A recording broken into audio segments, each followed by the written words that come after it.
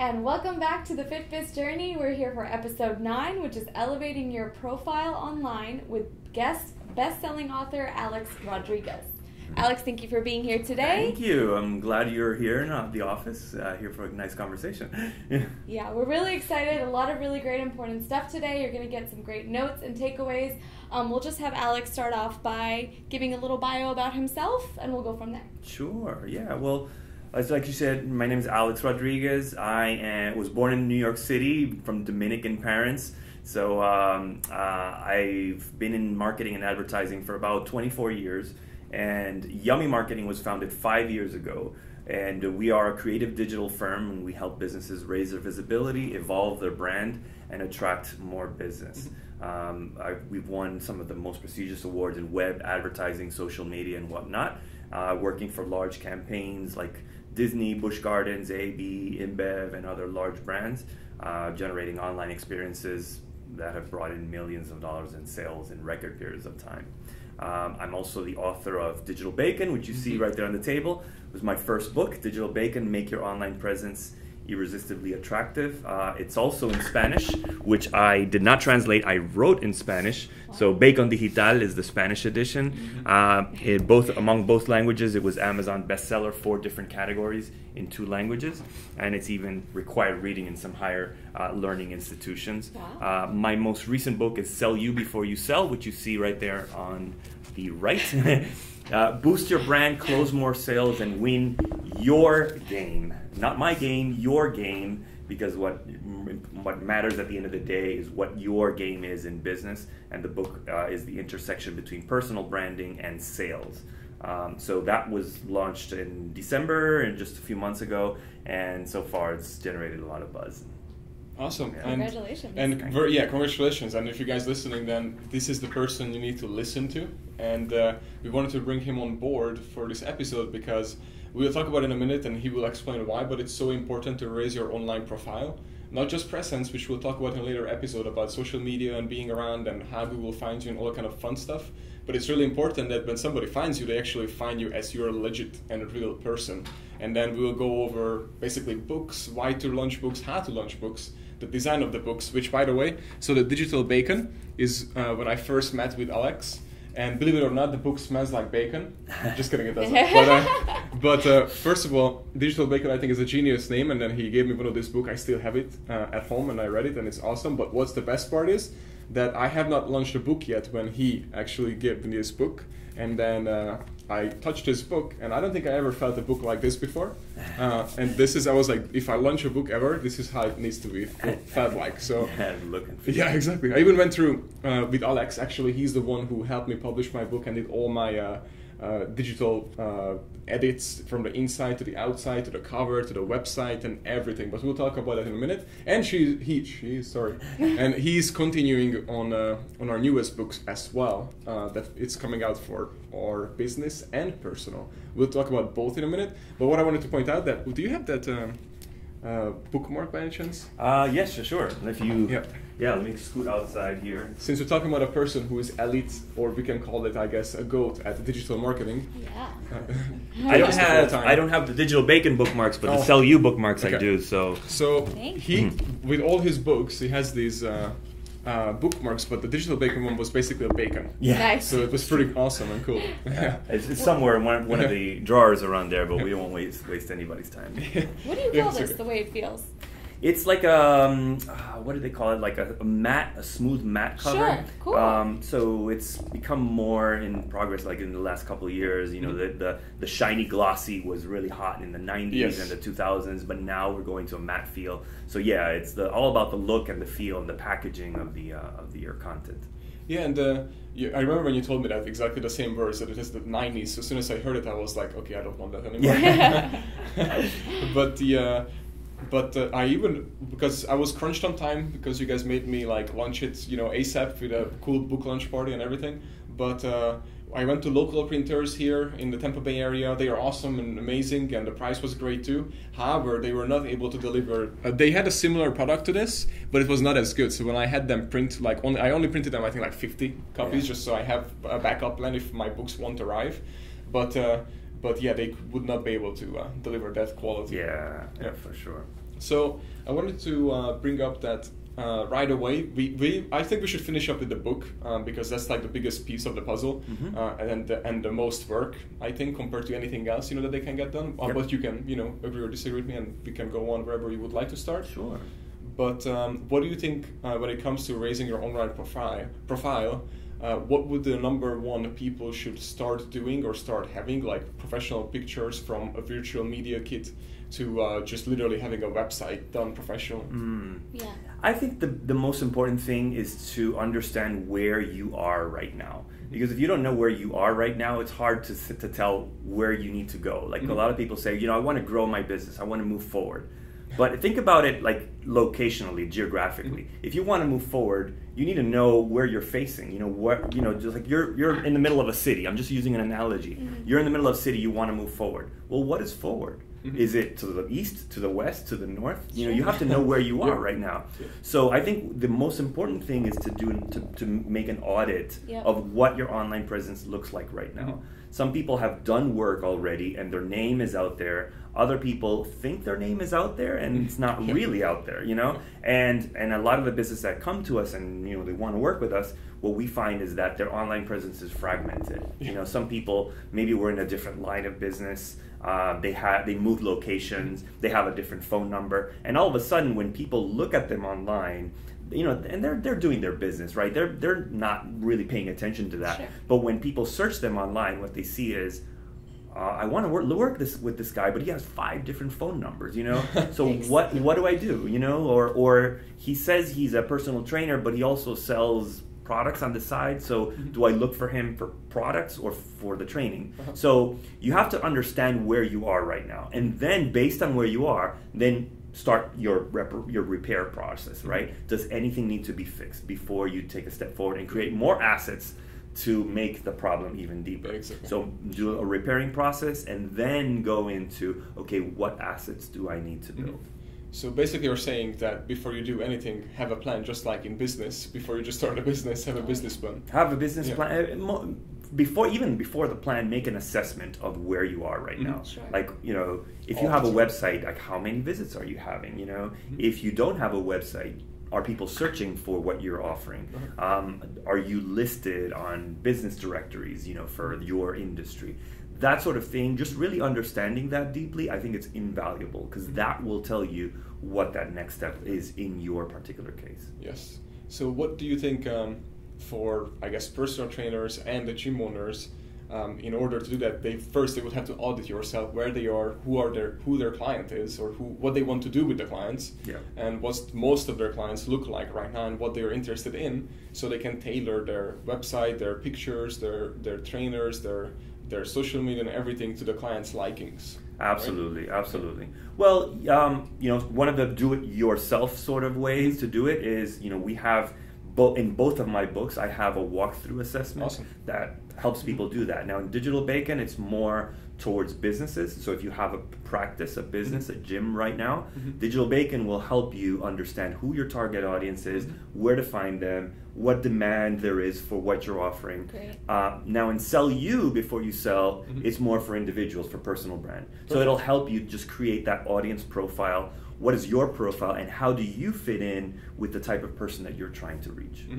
We have 2 different audiences right now for the podcast, right? So we have the personal trainer who's not 100% sure if they're going to start their business, but they have their mini business, right? Because as a trainer, you have your own client base, you technically have your own offerings, and then you have people who have a gym who most likely have just their gym website, but not necessarily have a personal website. So how do the 2 go hand in hand, and how do they really know where to start? That's an excellent question, and I get that all the time from workshops that I do about digital and social media, and a ton of people say, is it enough for me to have an online presence for my business, or do I need to promote my business through my my profile?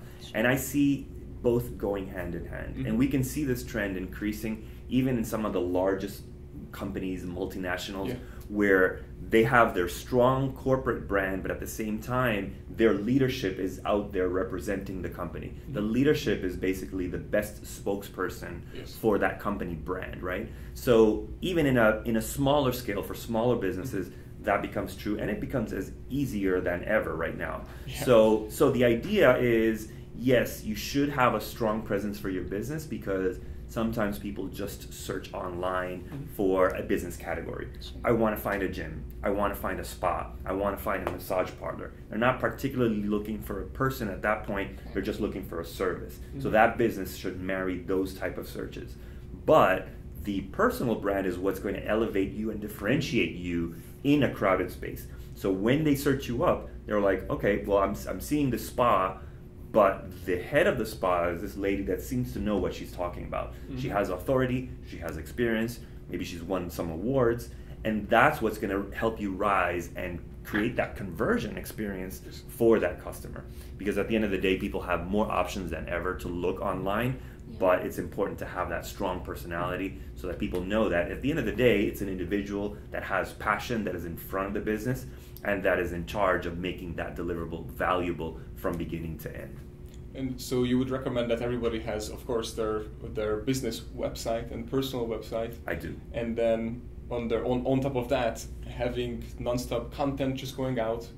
From content, you mean like, let's say, you can name some examples, but like from podcasts to blog posts to even social media posts to videos to ongoing, and then it could be just for clients, like meaning like recipe books or recipes or what your clients, or home workouts, travel workouts, all these crazy things, just to have content and look like that you are basically, like you just said, you are what you're talking about, right? Know what you're talking about. Exactly. And you are the leader of the industry. You're the authority, exactly. And let's stop for there a little bit to talk about content, because I see people talking online and saying, content is just putting information out there. And I disagree with that idea. I think we need to define that a little bit further. Good. Content in marketing is that which satisfies a need or a desire in the marketplace. Not necessarily information, but it has to satisfy a particular need or a particular desire. So what that means in people listening right now, their practical life, their everyday business life, is that what they find their customers wondering about, curious about, searching about before they make the purchase decision, or even during their engagement as a business, that's a content opportunity, because they know in advance that they're curious about something. And a lot of the people that I consult and I talk to are like, I don't have the resources to build content. I don't have the resources to generate content. But think about this. How many times do your consultants or your audience, how many times do they pick up the phone and answer the same exact freaking questions 50 times every week? How many times do they answer the emails in the exact same way? Let's say you're in nutrition. Is salt good for me? Do I have to? How much water do I have to drink? And they dedicate the time to respond to the same questions again and again and again. Now that's a clear signal that their audience has a need or a desire, right? Exactly. And based on that need, instead of responding to the same questions again and churning out the time and writing the same email 50 times a week, why don't you dedicate that time to build a nice content piece? In 3-5 minutes, you can get in front of the camera, respond to that question, and when you get asked that question in the future, it's like, excellent, great question, watch this video. I've responded to this right here. Exactly. All of a sudden, you've generated not only something valuable for that person, but you've scaled your time. Exactly. Yeah. You're not spending the time returning and recycling the same information, but you're generating something that is scalable that you can send them. And believe it or not, some people might have resistance on this and say, "Well, that's so impersonal. I like to have a personal treatment." Believe it or not, people enjoy watching a video because they're, instead of picking up the phone and spending 15 minutes, people value their time as well. Oh, yes. They know when they open a YouTube video, it's only 3 minutes long. Perfect. Yeah. I can consume this on the go, on my phone in 3 minutes, and I have the answer that I'm looking for. That's a content opportunity. And it's, by the way, I hope you guys are making notes because this is huge. And if you were stuck before how to make some content, then here it is. And I want to give it two thoughts on that and how you can use it in your business as well, meaning for employees. And then the other thing is that what you just said, that there is your content right now, a 3-minute video, for example, on YouTube. Well, now you can also use that content and even go to Fiverr.com and create like a PDF file so it's in writing, or you can create slideshow of it. Exactly. You can create so many things audio only, because some people prefer reading, some people prefer watching, some people prefer all this. So but now you have all these things just from one single video. Exactly. Like this podcast we are doing, creating content. It's so easy for us to create content once you have this mindset that Alex just shared with you, because now we're recording this video. It's kind of like 30 minutes or so, and we're gonna create so much awesome and amazing information that we're gonna use up all over our social media in different ways that you won't even realize that it's from this one video. Exactly, exactly, Yeah. for sure. And we talked about that at one of our previous episodes, leveraging your personal brand on social media. You have different types of social media that require adhere to different audiences. So that's exactly the point. You can use the same information for Instagram and have it different on YouTube and have it different on your personal page. So creating content doesn't have to be as daunting as it sounds. Just always customize it for the right audience Exactly. and platform. And then lastly, everything what you just said is exactly the truth, and the same thing for employees. So for gym owners, listen to this, because all these things, your employees will come to you with tons and tons of questions nonstop, like, how do I do this? How do I do that? The client said this. The client says that during the sales process, they asked me if this even works. And this is gonna happen over and over and over. So right now, you just pick up the most common questions and create content, videos, load it into your learning system, and now you have a content for your employees same way you would have it for your clients. Exactly. Yeah. Exactly. Yeah. So as you've heard before, there's external products and there's internal products, and both are essential for a business that's running, that wants to run successfully. Internal products are those which only your employees and your teams are going to see, but they're very important because they're a reference point for your operations, for delivering value. It's just a reference point for that. But they are we have internal products like,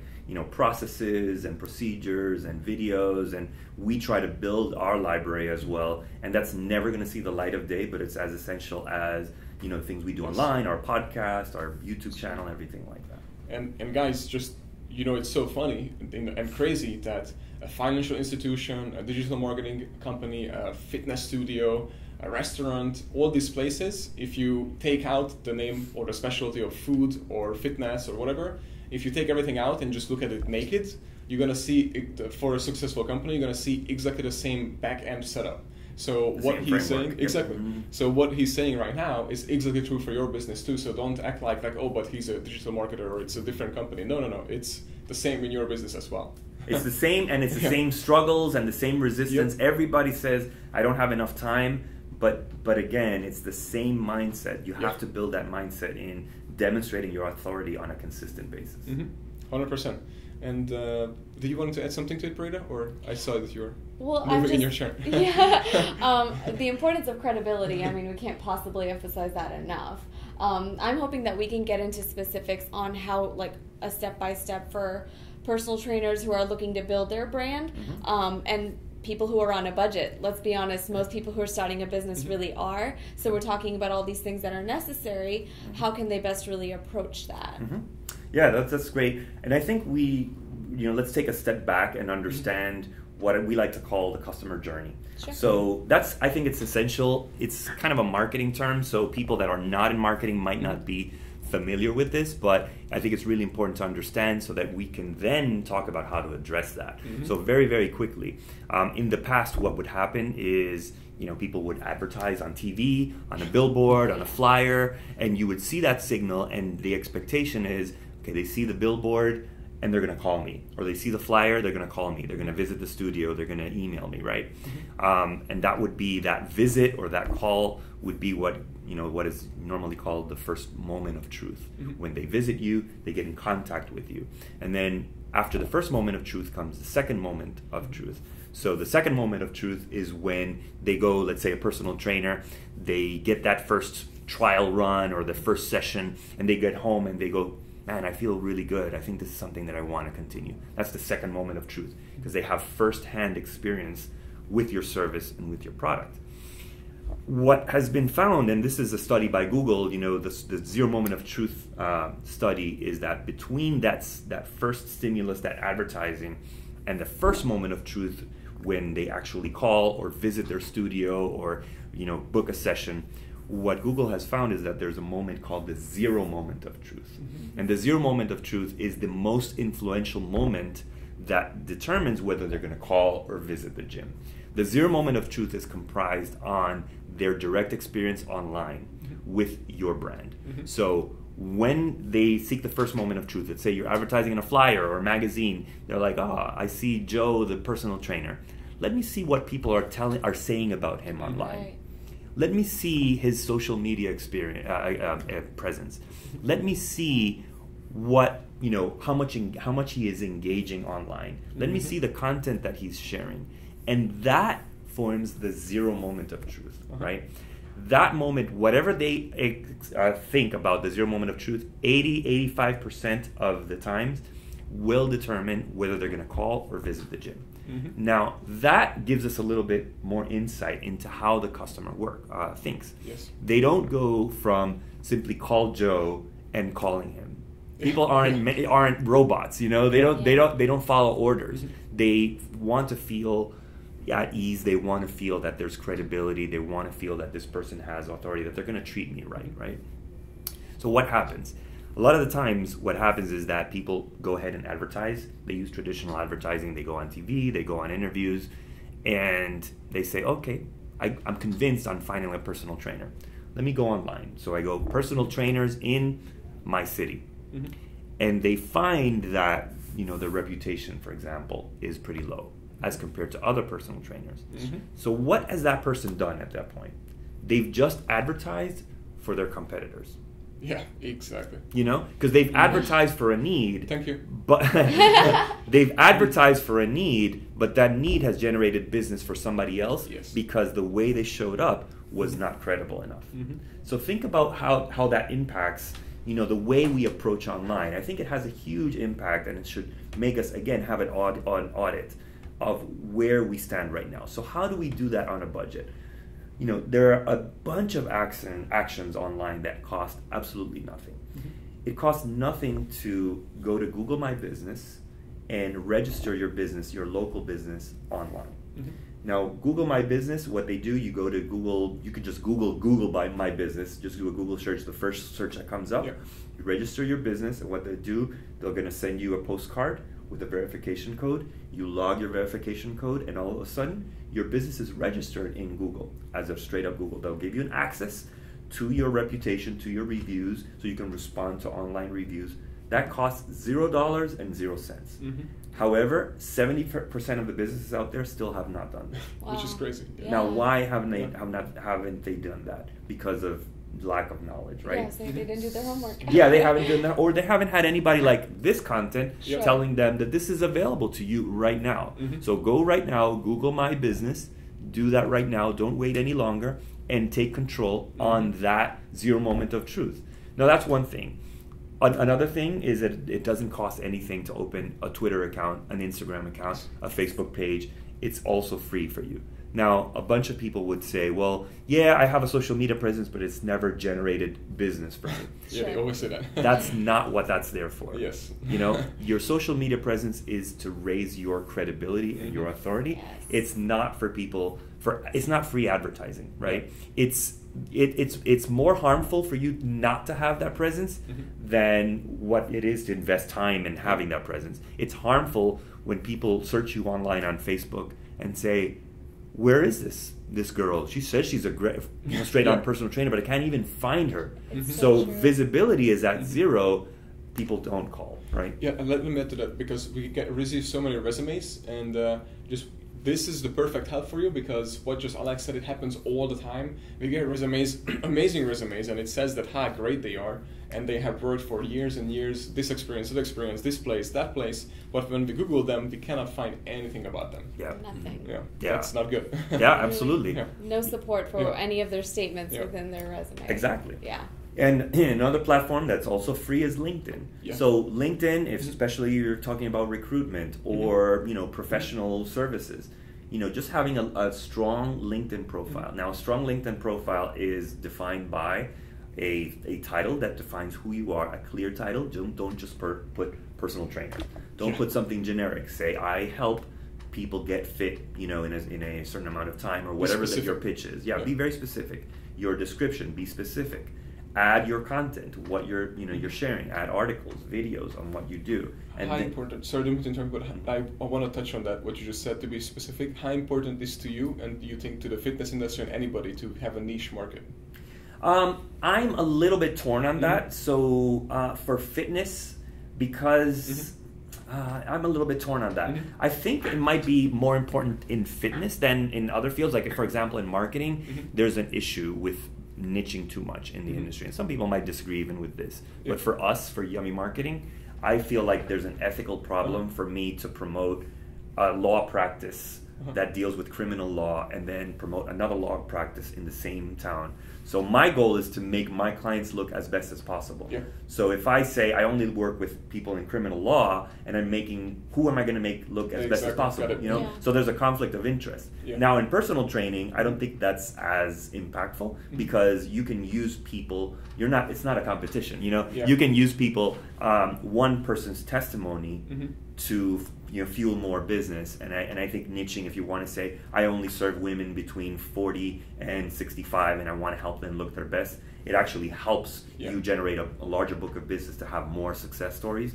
So I think there's a case to be made to be niching, but more than niching, I think just clarity. What is it that you help with? I feel like I talk to about a bunch of people in your space, and they say, I help you look as best as possible. To me, that doesn't say anything. No. Because for me, like you can see, I'm a pretty skinny guy. I can't. Some people, I want to make. I'll help you lose weight. I know that is not the person for me because I don't need to lose weight. I don't want to disappear. I don't want to look transparent. I would look for somebody that says, well, I specialize in helping you build muscle mass or something like that, or help your cardio, or help men on over 40, which I'm telling my age already. But that would be somebody that can address my needs. And then what you just said, you look for that, and you would also look them up, their credibility, results, their online presence, to make sure that's the person you want to go to, right? Exactly. Well, then that was the point I was going to make on your LinkedIn profile, which is once you have your LinkedIn profile, talk to your clients and tell them, hey, listen, I'm in a journey. I'm trying to strengthen my LinkedIn profile. I would really thank you if you wrote a recommendation. It would only take you 3 minutes, really. Write a recommendation. And people, believe it or not, they look at those things. They look at your LinkedIn recommendations, your Facebook recommendations, your Google recommendations. They would look at that. And this is why, if you look at all of my profiles, I've asked people that I've worked with, would you be so kind to add a recommendation for me? Because it again, that zero moment of truth, you're as responsible as anything to strengthen that zero moment of truth, to strengthen that pool of thoughts and recommendations that other people are going to read before they do business with you. And then, so let's moving on to the client journey. So now they about to call you or about to come into the studio or wherever they find you. That how important it is to able to respond to them ASAP or to pick up the phone. Because to give you an example, in this area, Tampa Bay, by the way, just on the West Kennedy Boulevard right here, when I wrote my book about a year and a half ago now, something like that, right?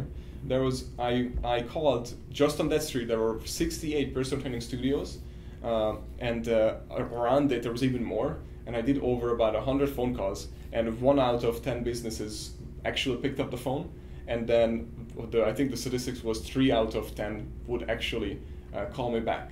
So 7 businesses won't even call me back, and then at all, like whatsoever. Silence, and then just 1 out of 10 would actually pick up the phone and say, hey, or anything. But most of the time, because they train, and usually personal trainers, especially and gym owners, are like in their business. Absolutely. So they don't have any time. So what do you think on that? Well, absolutely. Immediate attention, immediate response is very important, and I know that there are some issues there where you're involved in your business. I'm not going to work with a client while on the phone. I mean, that's unethical. So how do you solve that through technology? There's a bunch of ways to do that.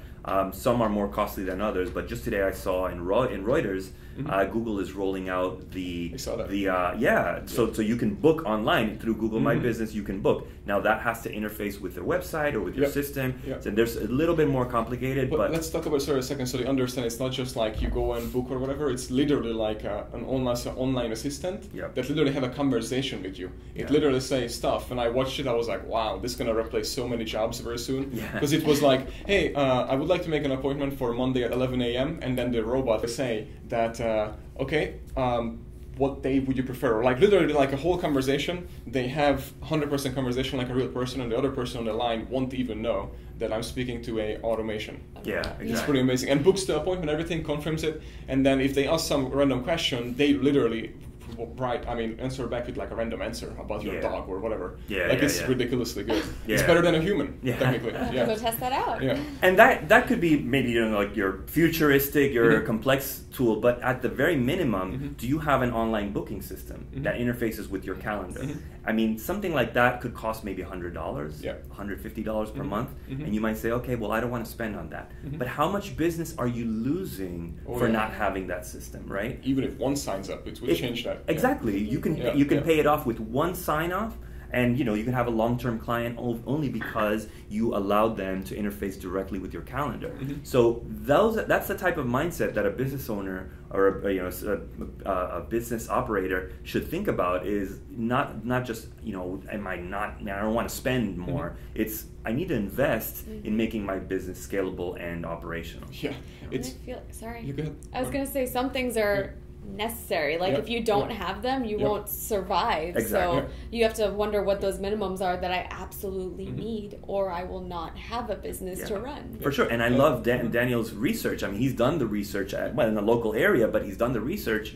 1 out of every 10 businesses are addressing that. So are you going to be the 1 or are you going to be the 9? Exactly. That's really what it ends up at the end of the day. And that is why most of those gyms are already out of business, by the way. So because first of all, you don't call back your people. So how you expect to keep growing, right? Exactly. And then second of all, the other thing I was going to say is when you call a business and then they don't answer, but that's okay, right? I mean, it's not okay, but meaning like, but to not get back to them at all, it's like to me is like crazy. What is disappointment? And then they say, because 1, I don't have time, and then 2nd, I don't have the money to have this. And then just like you said, I always say this: you cannot afford to save any more money, because this is the thing that if you pay $150, it might make you $10,000, or for example, you know what I mean. But they don't know that because they never experienced it, so they just think it's an additional expense instead of like an opportunity to make more money. Exactly. And that's the mindset that you guys need to come out of, by the way. Absolutely, it's a mindset of hoarding everything I have instead of reinvesting in the business to make it grow. And at the end of the day, it's not about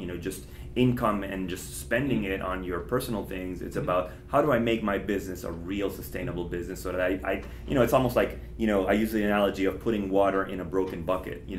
It's like if there's a hole in the bucket, it doesn't matter if you put more water inside. There's a hole. Everything's escaping. So patch your holes and grow your business. Yeah, that was a perfect example. And how would you to come back to the raising your profile so you look actually like a person, like if you want to get into the books, because we have so many people actually who reached out to me how to write a book.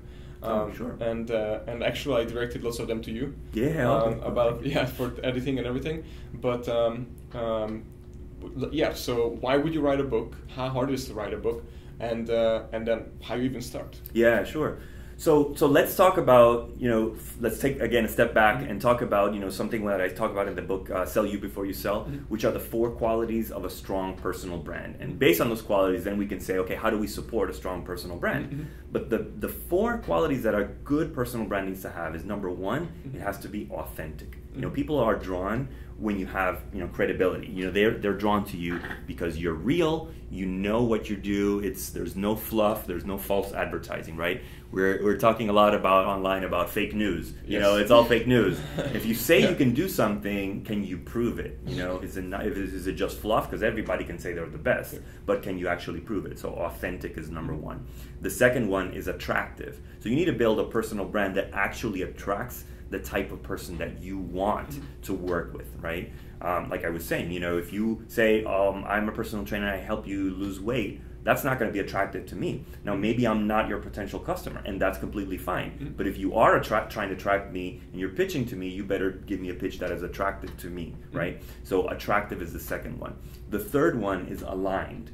Alignment means that your personal brand represents exactly what you offer. So I see so many people online, let's say, for example, they're a personal trainer, to make it really relevant. But when you look at them online, what are they talking about? They're talking about politics.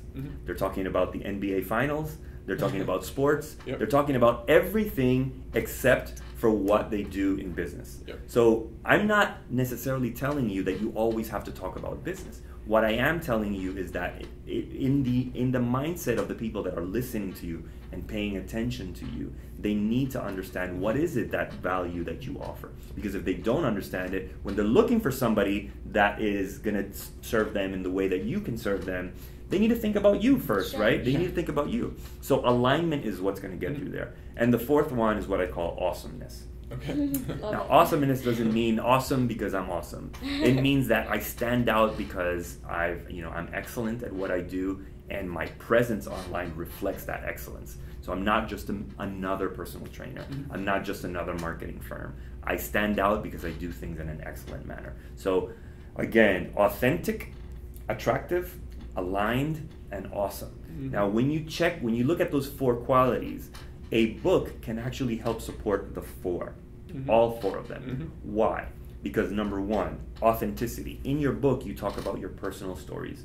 You talk about, like you in FitBiz, you talk about where you stand, the type of treatment you give your employees. It's a very authentic story, and not, in this world of fake news, not everybody takes a stand and is courageous enough to talk about their true story. So you can have an authentic story inside your book. Number two, what do we talk about? Attractive.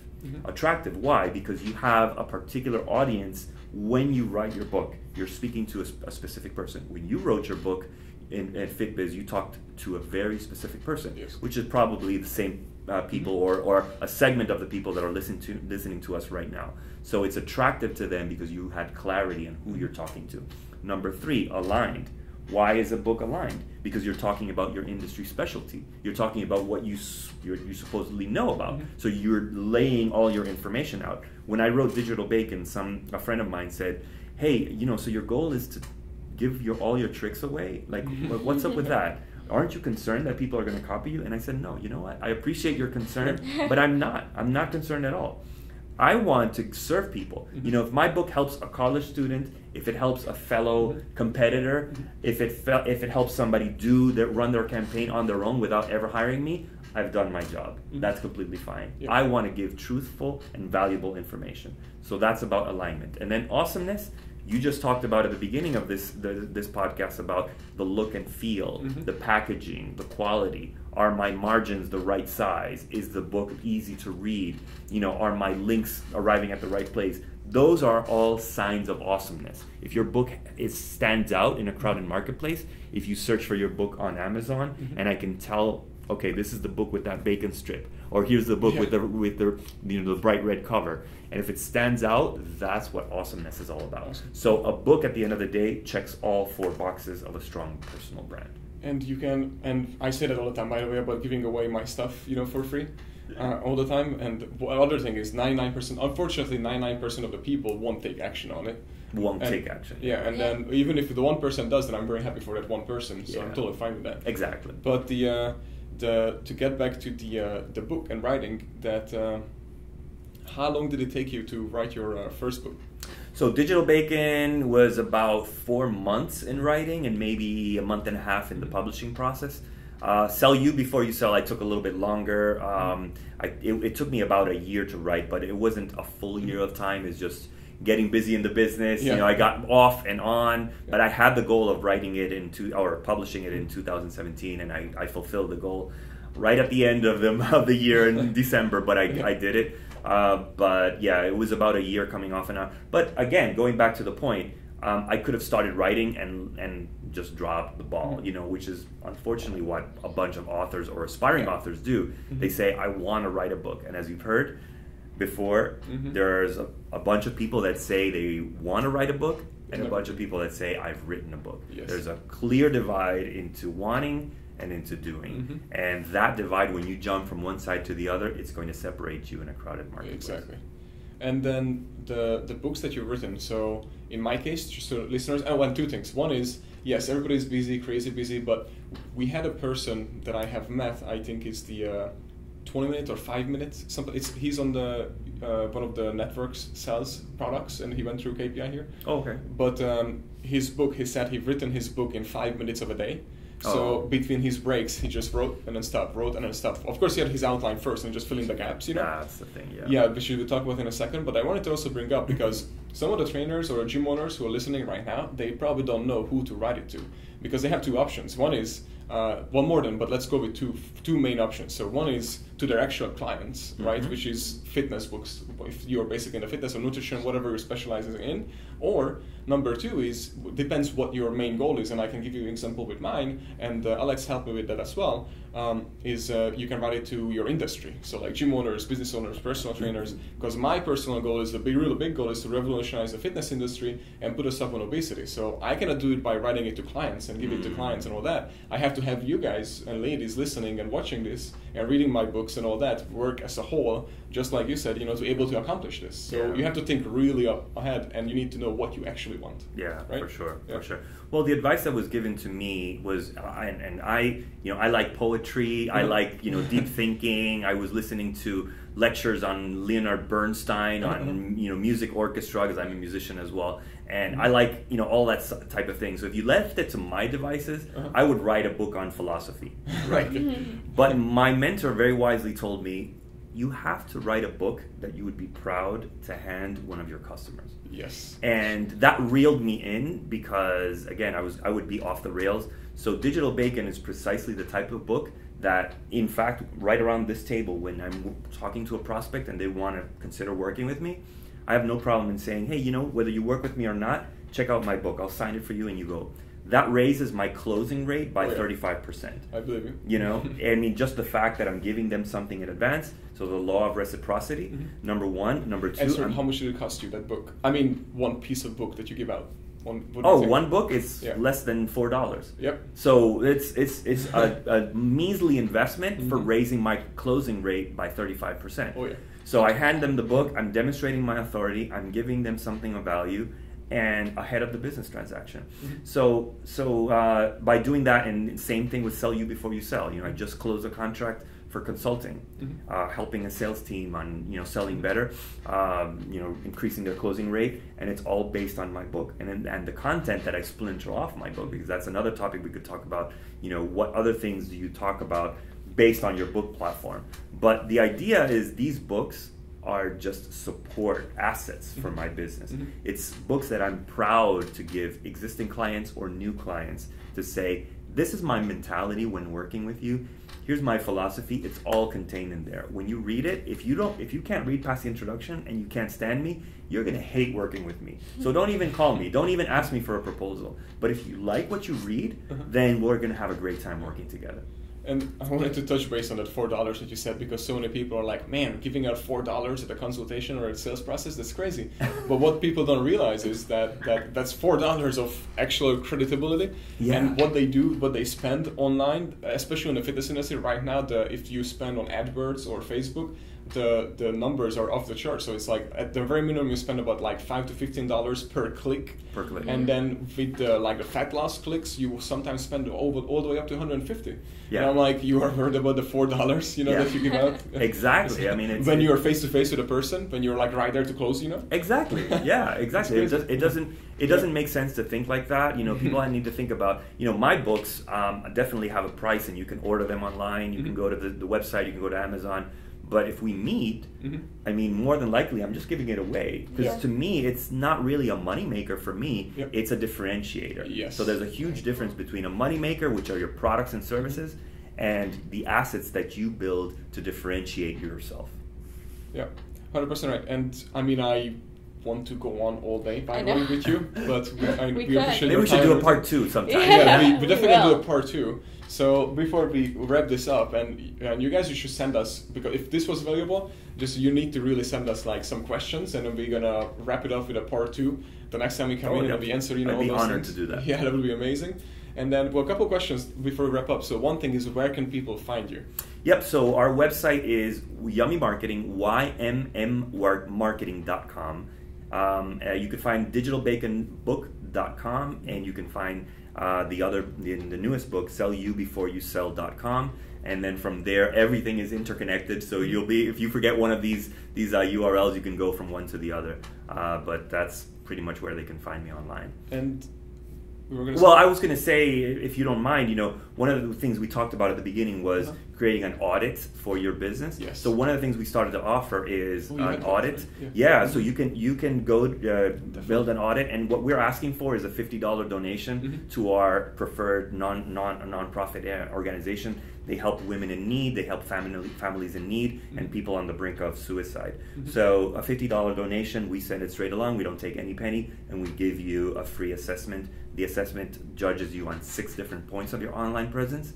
It's very valuable. But the only requirement is that you have to be on Google Business. So get that done first, it's free, get that done, and then go to Yummy Marketing, YMMYmarketing.com/snapshot. So yummymarketing.com/snapshot. It's a resource that we have available to the community, and we'd love to help you. And just for a steak dinner, you can actually get a real test of your online presence. So I would really think that you should definitely do this. Yeah. And one lastly, is there anywhere in your business where you're stuck right now and we can help you, or maybe some of our listeners can help or just send you something in return? All this, For us, I would just want to promote this opportunity because we want to raise thousands of dollars for our chosen nonprofit, and we're giving $250 of value for these reviews away. We're just giving this away. It's our way to contribute to our community, our local community. And by the way, on that link, if people want to nominate whatever is their local nonprofit, we allow them to do that as well. Awesome. So if there's something that they want to donate and they say, Alex, that's fine. I want to help my local community. Just put it there on the form, and we can do that as well. Because our end goal is to help others. Our mission statement is we are here to help. It's just 5 words, and it just spells everything that we stand for. So just promoting this opportunity. If you know any business owners, they don't have to be in personal fitness. They could be plumbers. They could be electricians. They could be gym owners, spa, massage, chiropractors. Whatever is in your business network. Say, hey, here's a valuable opportunity, and we get this in exchange for helping our community. It's a win-win-win scenario. So by helping us promote this, they're helping us fulfill our mission. Awesome. I mean, you guys need to check this out. Now, I'm going to as soon as we hang up from here. Yeah. Yeah, for sure. Yeah.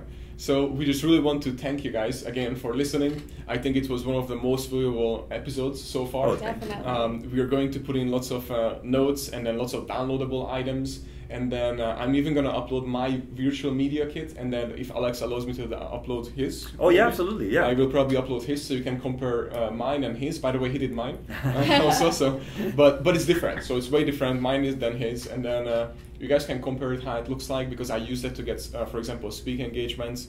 Or if somebody asks me to appear on their show. Oh, and I want to touch base on this. So because you did this really great. So when I asked Alex, and you guys need to think about this too and have this done.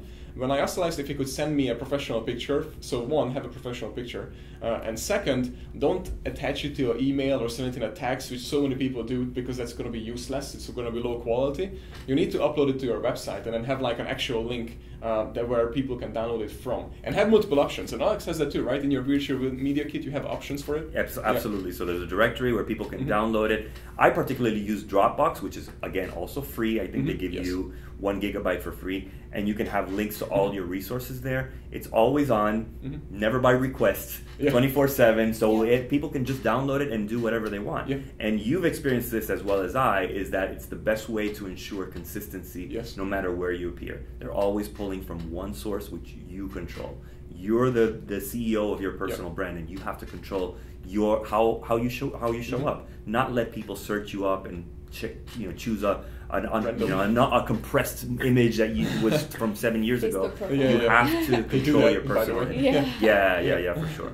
Yeah, awesome. So again, just value even at last time. So if you think this show was valuable, please below comment your comments that you have, and please review us.